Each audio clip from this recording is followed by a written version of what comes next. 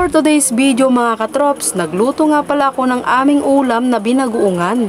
Ito nga rin yung isa sa paborito kong ulamin, lalo na kapag ganitong nagmamantika ay nako talaga naman, sira ang diet.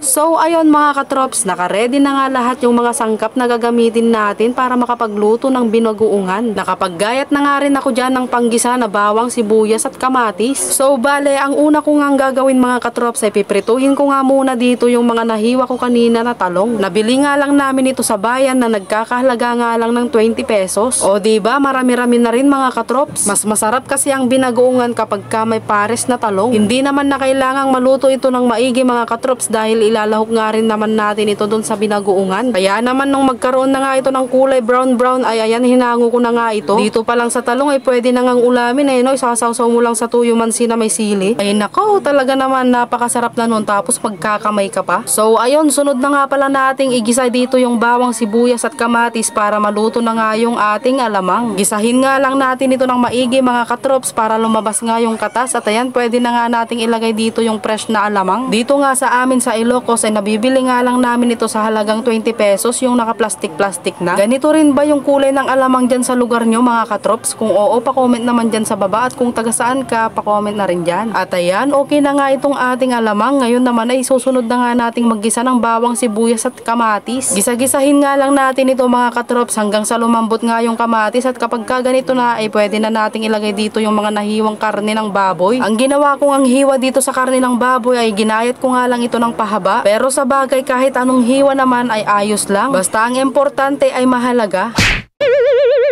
So ayun, nung magisa na nga itong karne ng baboy ay naglagay na nga ako dito ng alamang. At nabitin pa nga ako sa nailagay ko kanina, kaya naman nagdagdag pa ako para talagang lasang-lasa ang bagoong. At this point, maglalagay na nga ako dito ng magic sarap, kaunti lang, tapos maglalagay rin ako dyan ng white sugar. Saka naman natin ito mekos-mekos mga katrops. Kailangan kasi natin itong i-balance para makuha natin yung tamang lasa na nag-aagaw yung tamis at alat. Naglagay na nga rin ako dito ng mainit na tubig para mas mabilis nga itong lumambot. At nung makuha ko na nga yung tamang lambot para sa akin ay ayan, pwede na nga natin ditong ilagay yung mga napritong talong. At ayan, halo-haloin nga lang natin ito ng kaunti para naman ma-absorb ng talong yung mga nilagay nating pampalasa sa karne. Para yung alamang na inilagay natin ay ma-absorb din ng talong. Pan nga lang natin ito ng mga ilang minuto, at ayan, luto na nga itong ating binagoongang baboy na may talong.